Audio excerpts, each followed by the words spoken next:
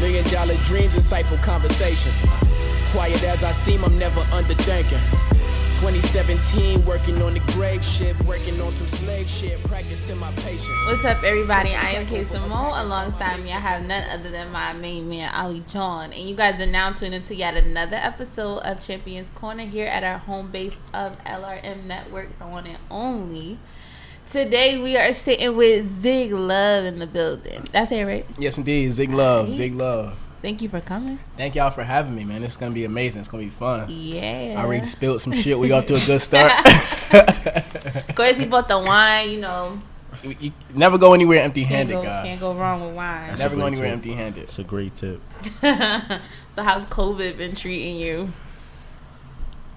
COVID's been weird because, like, obviously, you know, you want to make sure everybody's healthy and safe, and like that's the big thing, right? Because people are the main like, thing. Yeah, that's the main thing.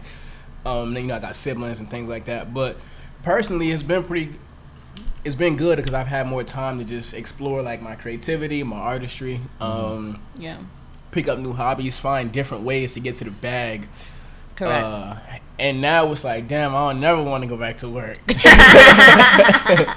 It's like I would never want to go back to work because you know, you find some loopholes doing some things. So it's been interesting. It's been interesting.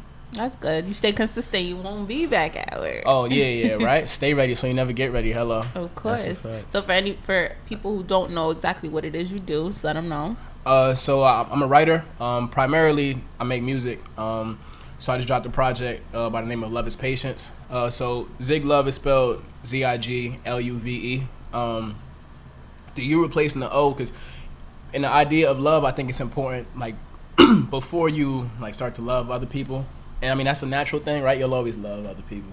But I think you got to start internally. So you got to remove others and, you know, put you in the middle of that, in the center of that. So make music.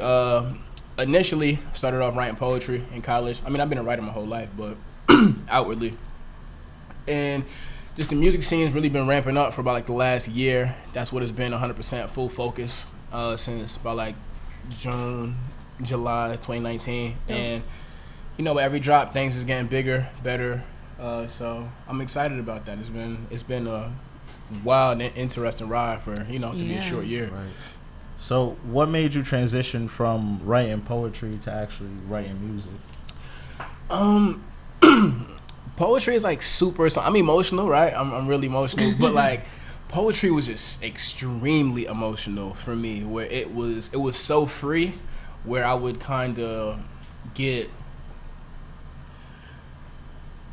it's real hard to dig into that bag every single time. Yeah. Like it was like, oh, like I gotta dig into this bag OD just to, you know, like the pen is still cool and I'm still able to tell a story and use lyricism and things like that, but I just have to get so deep into being able to tell other people my story. But music, I realized that, I mean, I'd always been writing music, but I never felt like my story was enough to be full-time because I'm not a half-ass type of person. So I said, you know what, if I'm not really gonna take it there and be full-time with it, then I won't commit to it. But it was really, shout out to my boy Hav, man, Kwang Hav in Brooklyn. I went to an event in Brooklyn in Prospect Park where I got to meet Carl Kanar and his son Carl Kanar Jr. What's up to the team? And I ended up just linking with a gentleman who we were helping load the truck to go, you know, set up for the event.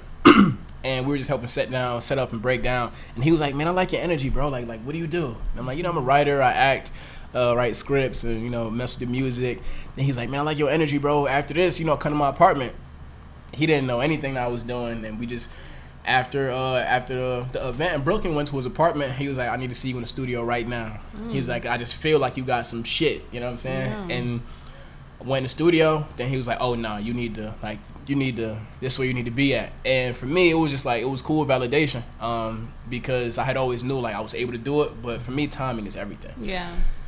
And I was working in New York, working in Times Square, doing the whole corporate thing. And he was like, listen, you know, he lived in Bed-Stuy. I was born in Brooklyn, so he was like, you can sleep here on my couch whenever you want, and you can just go straight to work, like right from here. So I was like, all right, had the duffel, And I would start sleeping there 2-3 days a week and getting in the studio hours on hours. And I realized like I was sacrificing sleep to make music, sacrificing my job to make music, and I didn't really care. And then I realized, okay, it's time now. Yeah, and, like that's what I need to be doing. And that really just introduced me to myself and my abilities. And through that, it just was full-fledged. And then my birthday, November 4th, I dropped my first track, I Should Be Dead. And from there, it was... What exactly was that about? Interesting name, you know. Yeah. Grab you, yeah, like, people's like, cryptic. he was like, that's your first single? Right. Well, so I'm like real tapped in, like emotionally and like with the earth and with the world, things like that. So there was a time I was in, I had multiple different scenarios. One when I was 19, and I just had a long day. And if you know me, like I burn a candle at both ends. So sometimes I don't sleep that much. Sometimes, I drink too much. Sometimes I'm overindulgent within within a moment. I have like an impulsive personality, but not an addictive one. So one day, I didn't really sleep that much, but I was busting moves when I was going to Montclair State still. So I went from Montclair to Union, back to Montclair, back to Union, back to Montclair, drove to Rutgers, just like. But I wasn't even really partying that night. I was more doing favors for other people because they were trying to go places. I was like, I'll give you a ride. They'll throw me gas money. And I was like, all right, cool. I'll go to this party, chill out. But at the end of the night, I had dropped all my homies off back in Montclair, and I was riding home, and I fell asleep while I was driving. So in the song, it says, thank God they didn't breathalyze me. Maybe God has prevailed. So like people would think, oh, you were drunk driving. Funny story, I actually wasn't drunk at all. While I was at Rutgers, though, I did take one singular shot, but I was 19. So if a cop would have said, oh, all right, cool, like you fell asleep or whatever happened, let me breathalyze you, I would have been nowhere near over the limit, but I was 19. Mm-hmm. And my homie was in the car. He ended up messing his whole face up. He was asleep, and he like broke his whole face, like nose, eye socket, roof of his mouth, so like that was wild because I was 18 a week before my 19th birthday, and nothing happened to me. I had my seatbelt on though. He was in the back and I was in the front driving, so that traumatized me for a while. And fast forward to, that was like 2013, fast forward 2017, 2018, excuse me, I was in my car, and I was going through a wild time in my life around this time, and I was just being real overindulgent and everything. So at the end of the night, I was in front of my house and I was parked. I used to sleep in my car all the time because it was like, I used to just get home, just be faded and couldn't even make it to the door. I'm like, yeah, I'm about to go to sleep, wake up, shoot right off to work, down the street, right? Or Enterprise on St. George, right there. Yeah. Sometimes sleep in the parking lot, all that. And I just was like, man, I was smoking. I was like, man, I feel weird. Somebody about to fuck around and hit me. I said this out of my mouth. And I wasn't thinking about it. I was like, man, let me get out my car, but somebody fuck around and hit me. And I said it in like a joking manner, and I got out. I looked to my left for 20 seconds, looked to my right for 20 seconds. And I was like, man, I feel weird. Went inside. 8 minutes later, R.I.P. Kobe Bryant, car, boom. Looked outside, and it didn't click that I had talked to myself like that. I looked outside, and I was like, oh shit, that was my car. Mm-hmm. So then I go outside, and it was my boy. It was like 4 a.m, a couple days before my birthday. Again, it was my boy who had actually hit it, but everything happens for a reason because he was so tripped out, crying, going crazy, and I was like, man, you understand, bro? I could have been in that car, man. Mm-hmm. I would have been in that car if I didn't listen to myself, if I wasn't tapped in. So if anything, I'm happy it was you and not somebody else because like I love you. Like you was on my football team in high school. Like you don't got a trip. Don't worry about it. Like you good. You got insurance. Don't worry about it. Smoke this way with me. Like, chill out. You know what I'm saying? But it was just, that was like the moment where I said, oh, nah, I'm super, super, super tapped in. Mm-hmm. I never really worried about the surface level stuff anyway. But metaphysically, I was like, okay, nah. Metaphysically, spiritually, I know I'm tapped in. And my mama, she got a sixth sense too, and her mama do too. So I was like, yeah, this is definitely this is definitely passed down. Wow. So yeah, so it was like that happened, and then manifestation and law of attraction and all those things really are like constant components of my mind. So that's really, I just took that and was fucked up in the studio one day and said, "No, we gonna document this." Yeah. and that's how that came about. That's dope. Yeah, Right. That's an interesting story. Yeah, too. it's super And interesting. just that fast, you said, "Yo, I don't really feel like my story was that interesting to tell." Right. Just gave it a couple years, boom. Right. There's your story right there, and it's all written out for you. Not just the stuff that just happened, but even stuff that happened to you way younger. Because it's funny that you asked me, like, you and me in my DM, like, yo, you listen to the project? I said, nah, it's in my library though. So when I was running around before this, I was bumping the project, right? I love it. Did you like it? I love it. It's it's a real smooth listen. You feel what I'm saying? It's not long. It's like at most it's like 30 minutes long. So it's actually 8 songs, 24 minutes. R.I.P. Kobe Bryant. You feel and me? I dropped it at 8:24 Right. on the 2nd of July. Yeah. So it was like, and one of probably my favorite song off the first 2 listens was probably Dreams, right? Yeah. Dreams. It's a real hard beat. It's a little tempo, and it's a lot of introspection. You feel what I'm saying? So you start talking about your childhood, like how was it making that song? Because you went from saying how you were sent to military school to all these different things. So how did that song come about? How did Dreams come about? Well, I found a beat on YouTube. So the reason the project is named Love is Patience is because I know that this process of making music for me, like, I'm a perfectionist. So I was like, okay, this is gonna be a long process. Like, fans gotta be patient with me, friends. I gotta be patient with myself. But Dreams specifically was just, I heard the beat and it made me feel like it felt like a story, but I didn't want to line it up.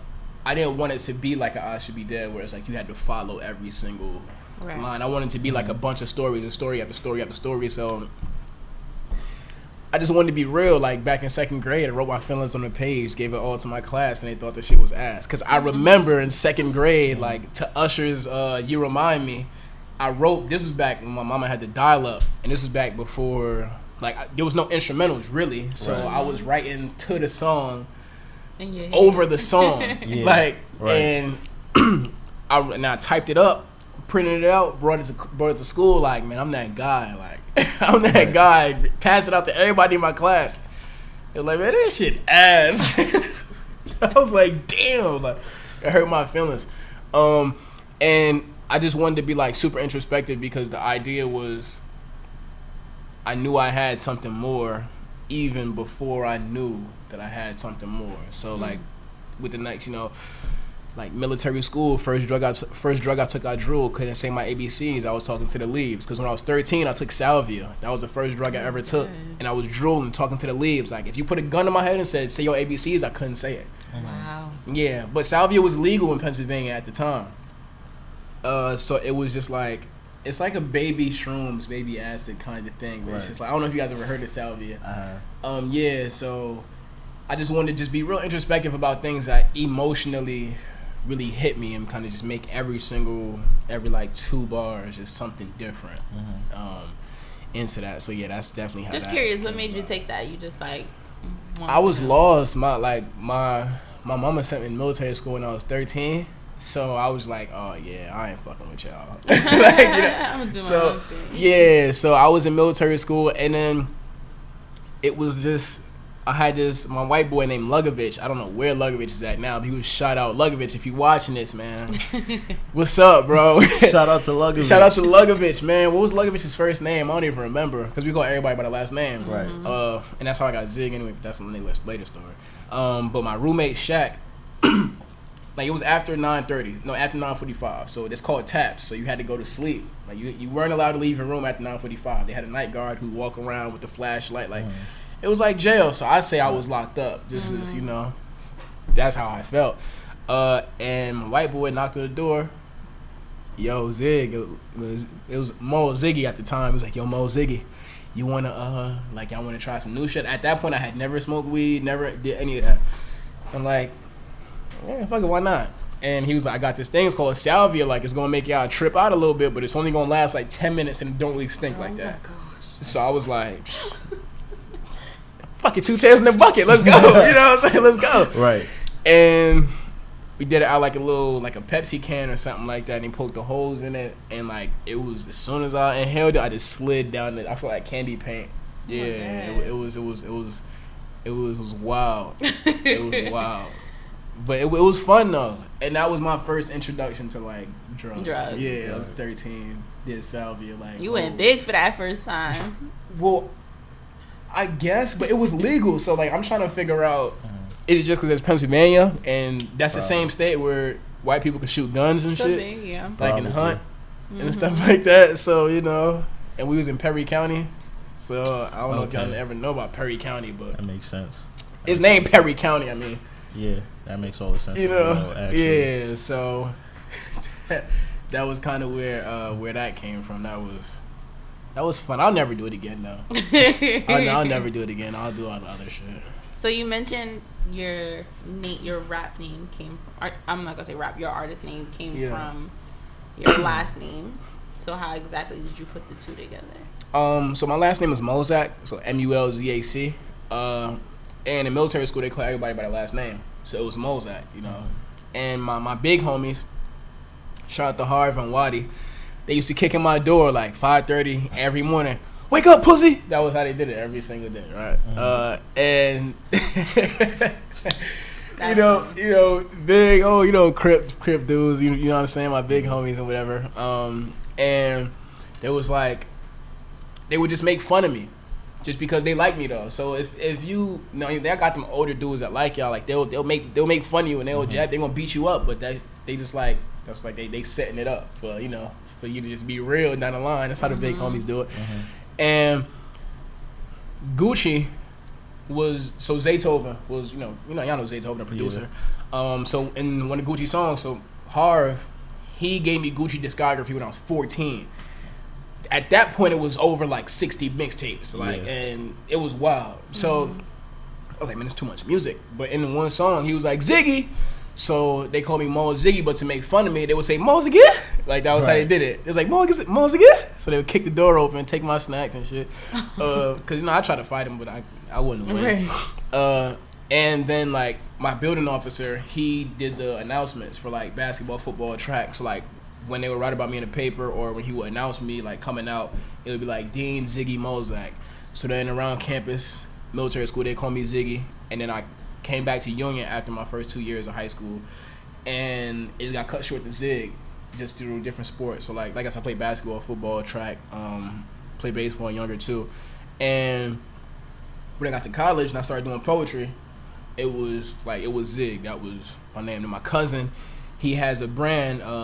He started a brand, LUVE, which is like the acronym Let Us Value Everything. And I just kind of put my own little twist on it, and so it was like either Zig or Zig Luve, and then like I love humanity, so that I kind of just stuck with that. And then I was trying to drop my first song, and I was like, should I put Zig or Zig Luve? And I was like, you got to put Zig Luve, because like Zig is just that can get lost in the sauce. So that's that's how it came about, and that's where it's at, and that's where it's gonna be. That is. So you talked about being an athlete and playing different sports, and if you in the sports and music, athletes want to be rappers want to be athletes, right? So how was it being an athlete then transitioning to being an artist? Because it's things that you could pull from both that'll make it intertwined and actually come to life and make it really good.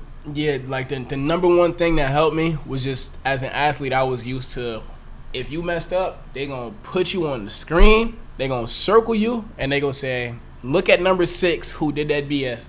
And we're gonna watch it 6 times because your number is 6, and they just gonna watch you. So like you build thick skin, so you're able to watch film, you're able to analyze yourself, you're able to critique yourself, you're able to see what the game is like, what strategies, how you gonna move, how you gonna put things together. So that's kind of how I approach like my music and my artistry. Period. In terms of just having thick skin and understanding, like when I send something to somebody and I'm like, yo, let me know how you feel about this. Give me real feedback. Like I don't need no yes man. So it's cool to have that, because as I'm chasing, like when you chasing a goal, like success is always gonna change, right? So people say they want the Super Bowl, and you get 1 Super Bowl, they're like, man, I want 2. Then you get 2, and then you're like, I want 3. And then once you get 3, you chasing time. Right. It's like I'm chasing time at that point. So Denzel Washington still take acting classes every day. So it was just like, for me, I just had to make sure that I was consistently focused on like my vision, and make sure that the people around me really wanted to see me win, and that it allowed me to kind of have that thick skin and consistently work every single day over and over and over tirelessly when nobody's watching, because as an athlete, that's what you need to really be great. And the number one thing though, R.I.P. Kobe Bryant, just being dedicated to greatness. Right. That was the number one thing. So I understood the level of hard work it took to be successful anywhere, and that translated. Because athletically, you're doing so much physically, and it's a mental game, but doing so much physically. But with music and creating, it's like you're just using your creativity to now paint a picture. And it's all about how you build a house, like how you build a frame for that picture. So that's what, I kind of find it, like Drake said, it's so synonymous because they want to be them, and we want to be them, and they want to be us. Correct. Yeah, so that's definitely that was important. That's dope. My bad, hold on. A live that went on. I don't think so, but I gotta get the thing. Okay, cool. So before we started the show, we did talk a little bit about Kobe Bryant. You mentioned that your new bundle of joy on the way will be named Gianna. Yeah. Congratulations to you. Thank you. Let us see Black Fathers. Yeah, it's gonna be so fun. I'm so excited. First child? First child. I'm 25. Oh, you're so happy. Yeah, I'm excited. You can see the glow. I'm excited. Let's do it. Let's do it. Gigi Love, and the middle name is Amora too. Wow. So it's like a quadruple entendre.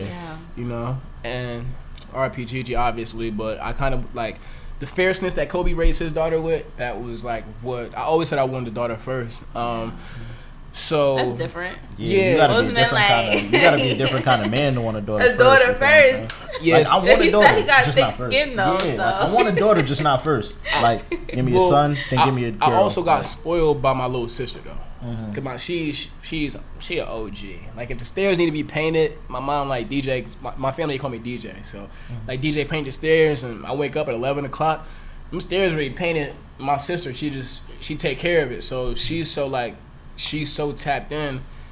It might have spoiled me to think, okay, like my daughter's gonna be super helpful and like consistently, just like for the cause, but she's really strong-willed and all these things. So, but I'm a lover boy, so I wanted the daughter first, just to to still my heart up a little bit and just give me like a challenge that I felt like would be a little bit more than a boy, because with a girl you got to be so emotionally intelligent. With men you got to be emotionally intelligent as well. In a different it's a different kind of way. So I felt like this would be like a great challenge, but it would just suck up all the love out of me. So I was definitely I am excited. About that. I'm happy for you. Thank you. You know the age-old saying, they say that all the players get the girls first. Oh man, that's definitely true. They do say that. It seems like it's a little true, but we're gonna count you out. It's true. It's true.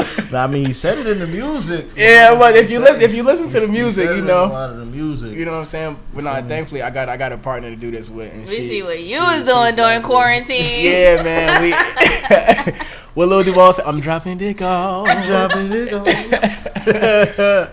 but I'm just the woman who I'm doing this with. Like, this is the only woman in my life I've ever actually considered having children with. So, for me, it couldn't have happened with anybody, with anybody more perfect. So I'm excited. Right, I'm excited. That's awesome. That's amazing. And at least you took consideration of that before you just started dropping. Oh nah. I wouldn't even I'm scared of that. I'm scared of I'm scared of just living life with somebody, like being tied to somebody who I don't like that much. Right. So for me to know, okay, this is somebody I love, but the only girl I really ever legitimately loved. We finna do this. Right. So she was like, how do you feel? I was like, I'm excited. Let's hit the road. Let's go. Let's handle it. Right. That's dope. So being a man, me being a man, I understand how much it kind of takes from you dealing with women to actually get to this kind of point where you're real calm about it, real excited. What's the story behind that? Because it's probably a lot of broken hearts along that trail. About a lot of fuck yous, a lot of you ain't shits, but to be the man. Funny, What I'm saying, that's what it takes sometimes. That's what it takes. I'm good. So how did I get to the point of being like excited for this. Yeah, just like this is the one that I can see myself raising a child with. Oh, well, I mean, for me, like I've had like a decent amount of relations in my life, but I never. It was pretty easily telling. So I met her in college, so. What college did you go to? Montclair State. Okay. Yeah, so from the moment I met her, it was like, oh, nah, she's different. And just even through, and I was never a big heartbreaker. Like, I'd probably say the only heart in which I had broken in my life. I wouldn't even say probably. I'm pretty confident in saying that. At a point was hers, unfortunately. But understanding that and becoming introspective, that's why my music is so real, because I got introspective. I got introduced to myself from bullshit that I did.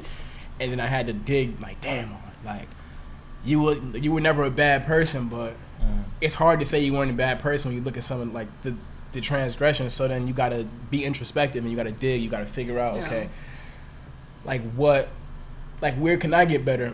How can I look within myself? So as time went on, I just felt as if my big thing was, I'm not going to lie to you. So any female in which I dealt with, whether it was seriously, casually, whatever, like, I'm not going to lie to you. You're going to know exactly what we doing. You're going to know exactly my situation. And with her, it was just me understanding from the beginning of time, from the moment I met her, oh, nah, she's different. And, like, the love is different. And when I'm with her, there's no, like, I don't enjoy being around or with anybody like I enjoy being around or with her. And it would, like, there's parts of me that I don't let people see. And just for her, it's like, okay, like, like, you can see that. And I'm also real cool. Like, I get it from my dad. So it's just like, okay, this is like, we're doing this. All right, cool. Let's take the stress level from here and bring it down here. Because whatever's going to happen, it's going to happen anyway. So let's just keep going step by step. Like, let's keep, I got to be the person who, because with her hormonal things going on, she's going to be off 8 walls, and it's only 4 walls in the room, so she gonna be on for the double time. So for me, I just found it real important to know, let her know from the beginning, I want this, and because I want this, like, I'm gonna play that role of letting you know that it's gonna be okay, and we're gonna figure everything out through the process and throughout time and stuff like that, which we've proven to do, and we are currently doing so. And then, like, I think people stress about kids a little. I can't say a little too much because it is stress. But I also think a lot of people don't really like the person that they be with sometimes. And that's not the case for me. And I also know that, like, I'm a lover boy. So I'm not really concerned about the love I have for my child, like the platform or things like that, because, like, I'm a ball of love. So I know that's going to be successful. So I'm really trying not to stress about it. I know stress doesn't bring anything good anyway. And we just handling things, step by step. And I'm in a better place than my parents was when they had me. So that gave me the confidence, like, oh, nah, we all right. Yeah, all right. That's good, though.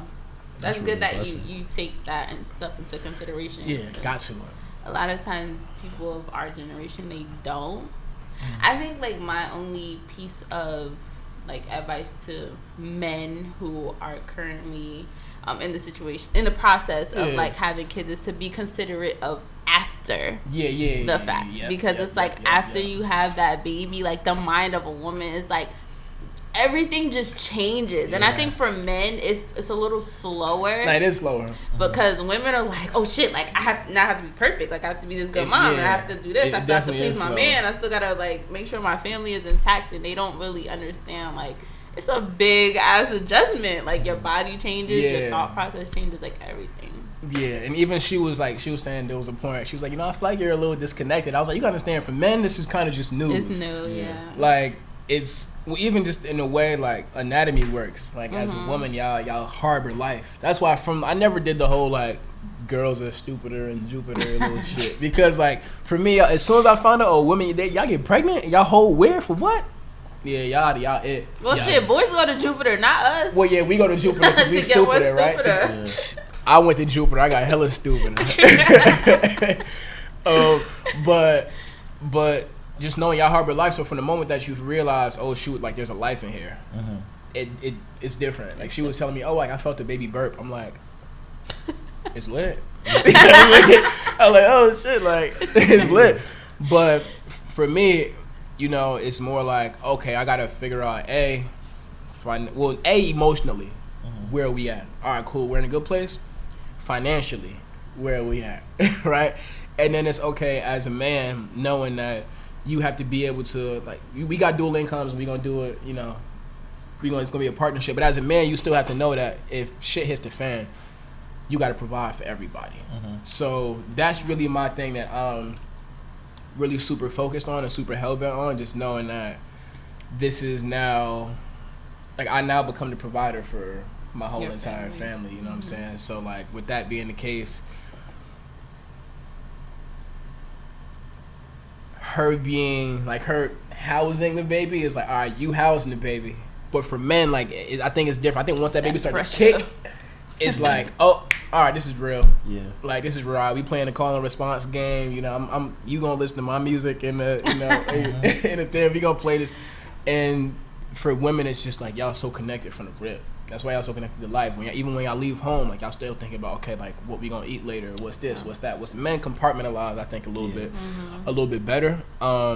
And doesn't make any sex better or worse. I think it's just, you know, just different. Yeah, just different and different. Like, men, we operate on sight, you know, and women just, like, are a little more tapped in. But that's good because it's like, what I lack, you providing with. Yeah, because she, like I said, she going off 8 walls right now. I'm telling her, like, listen, baby, it's okay. Like, you know, we gonna figure this shit out. We gonna figure this out. Oh, that's dope. I'm so happy for you and your experience. Thank you. Thank you. It's a lot of Kobe Bryant references. Yeah. So what has Kobe meant to you just growing up and as a man? Kobe was the first person I saw in my life be great, I think. Like mother, father, cousin, anything. Kobe was the first person I ever saw, like, be dedicated to greatness. And he taught me how to put all your eggs in one basket and commit to a goal and commit to a process. So I remember getting kicked out of my house, like, to military school at 13. So, like, I felt neglected. I felt alone. I felt like a whole bunch of different things. I was like, all right, I'm just going to dedicate myself to just being as great as possible at sports. So I would break rules to be great. Like, 4 a.m. I would wake up and order shit from off my dad's card that he didn't know I was ordering, just so when I got it, now at 4:30 I could go when I leave and we hit the cage. It's like, we had, like, it's called the cage where we ball up outside. And I hit the cage from 4:30 to 5:45, just balling, looking at Kobe highlights, like, downloading whole games on my laptop. I used to pay this little Asian kid to hack my laptop for me. He was like 11 years old because we didn't have no Wi-Fi out there. So he hacked my laptop, hacked the Wi-Fi, like 11 years old, and I would download the whole game, study all of his moves, and I didn't realize I thought of it as just sports, but I realized it taught me, like, a dedication to being great at something. And just having a mindset of, like, reaching a goal and being, like, so locked in that it doesn't matter what anybody tells you, it doesn't matter anybody's opinion, how they feel about it, whatever advice they give you, that it's still okay. I gotta chase this. I gotta get this, and I can't just passively get it. Like, nah, like, we gotta go. We gotta be aggressive with it. We gotta be, like, stealth like with it. So when I'm playing, like, nah, I'm not laughing. Like, I'm not. But you still gotta realize who you are personally, what your personality is. So I realized, okay, I'm not as serious as that. You know, I'm still locked in my way. But that was the first person that really, like, that I saw be dedicated to greatness, and it let me know, oh shit, nah. This is a mindset. Like, this is from the rip. This is a mindset, and that changed my whole entire life. So when he left, I was like, wow, this is, like, the person that taught me that I could be above the moon, even if he never, like, no. There was a story in high school. He said his guidance counselor was like, you know, reaching the NBA is a big thing. Like, you know, it's that, like, that's huge. Like, how.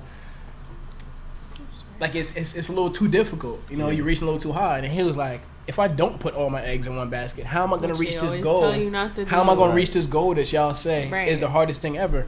So the best quote I ever read in my life, and when I got fired from my job, shout out to Addison Group. I shouldn't even give him no promo, but what up, Addison Group? When I got fired from my job and I left, I was like, man, I'm kind of, like, happy this happened, because it, like, from there I went right to the studio, and then once that happened, it was just like, okay. Like, it was a story. Kobe went to a high school, and he was telling these kids, put all your eggs in one basket, and if it doesn't work out, and make more eggs. And I was like, what? I was like, that's the illest shit I ever heard in my life. So then that just locked me in from there. Yeah. Nah, that was all it took. And 2020 ain't been the same Man, since COVID. Yeah, it ain't been the same. 2020 been crazy. I just gotta be thankful that I'm here. Yeah, That's a fact. Yeah, I just gotta be thankful that I'm here with it. definitely. So what can we expect moving forward from you? Any future projects? Yeah, for sure. I got a secret project I'm working on with one of my best friends, Rose. What up? He not watching this right now. He making drinks at South Beach Bar and Grill. Oh yeah, I work at South Beach Bar and Grill, guys. If y'all want to come to East Orange and get wasted and eat good food though, like eat really good food. Sound like some shit I'm down with. Y'all heard South Beach? Yes. You heard South Beach? I've never heard of it. All right, Never heard. Tropic Tuesdays at South Beach be going crazy. They I'm say not that. from that part of town. I ain't gonna lie. I never spent no time in East Orange until I started working there. But I'm talking, we got the eats, man. We got the real I think eats. it's for real. Reds in East Orange. Reds is That's Reds- the only Reds- thing Reds I've is ever on. been. Reds is good. How you know about Reds? Yeah, Reds is about Reds. I know. Fuck that. Come on, my fault.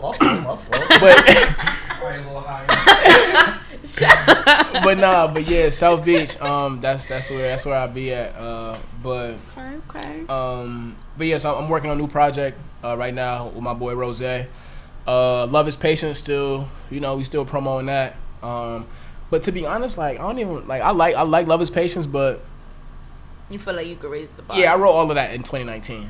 So like I know that it was just That's okay. yeah, but like so the world's getting in the world's like I love it. I'm like thanks, because I know there's so That's much good, more though. coming. Keep setting the bar higher for yourself. Exactly. Yeah, but I got a project loading up. Should be dropping around October. It's gonna be everywhere. I'm actually gonna put Love is Patience everywhere because right now it's just on SoundCloud. I can't get rights to everything, but for the ones I do have rights to, I'm gonna put that out. I got a single coming out sooner or later. That y'all gonna hear it before it drops. And that's gonna be a fun one.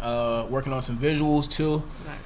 And I'm plotting on like a little show, like a little indie show.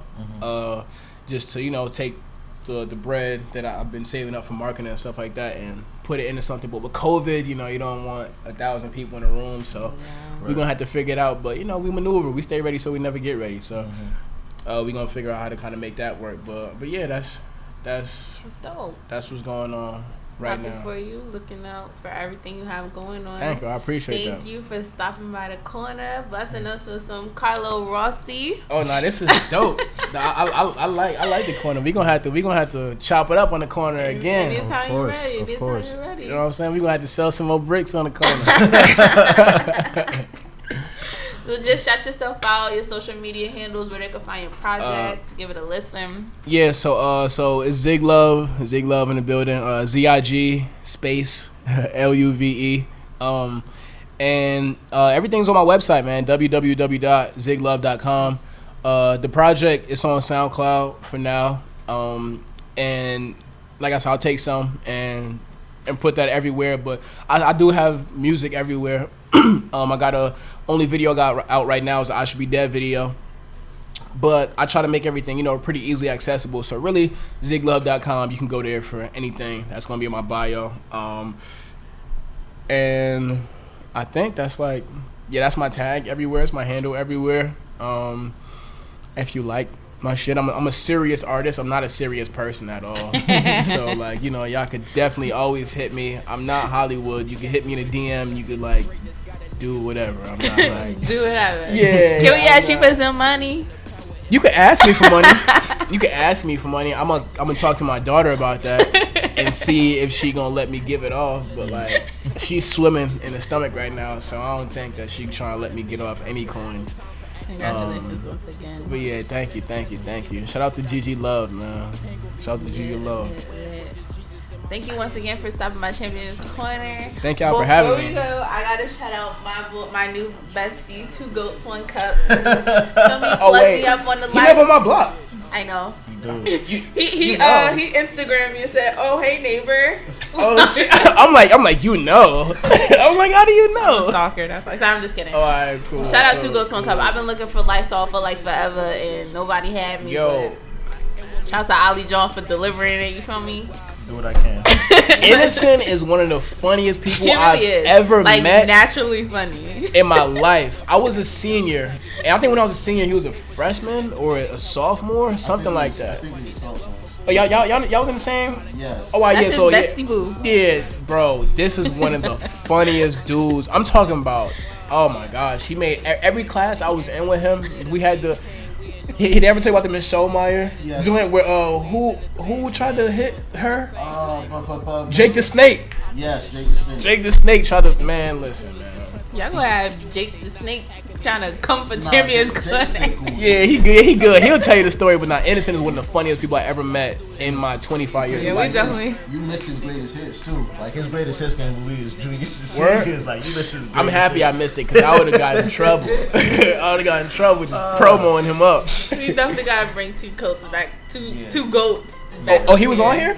Yeah, He was on here probably a one of the while first guests we had. ago. Like, we Oh had yeah, I gotta Pam go on. back. Yeah, I gotta yeah. go back and see that joint. I gotta go back and see that joint. But nah, thank y'all for having me, man. This is dope. Of course. This is a Thank dope you guys platform. for tuning in. I am Kayy Simone, my main man Ali John next to me, and you have just tuned into yet another episode of Champions Corner, only here at our home base of LRM Network.